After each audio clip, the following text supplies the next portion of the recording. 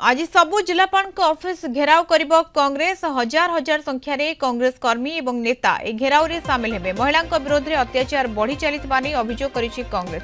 तेणु यहाँ विरोध करने सहित महिला न्याय मागिबाकू ए घेराव करिब दल। एसत राज्यपाल उद्देश्य जिलापाल स्मारक पत्र प्रदान करा जदि न्याय न मिले तेबे आगामी दिन में विधानसभा घेराव करा पीसीसी सभापति।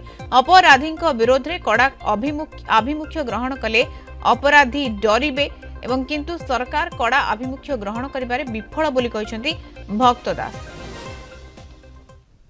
जो झियो मानकर प्रति अन्याय है, नारी मानकर प्रति अन्याय है, सही नारी मान को न्याय देवार आवश्यकता अच्छे एवं ये बंद केमती हम गोटे पर गोटे घटना चली काली परदिन आहरी गोटे घटना बाहरी एमती जदि चली सरकार मजबूत कदम उठाउछन्ती एटा जानिले दुर्वृत्त मान भी डरबे।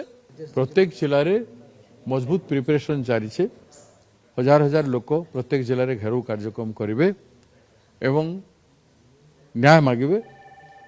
तापर भी जदि सरकार न्याय दे पारिबो नाही ताहेले विधानसभा घेराव होबो।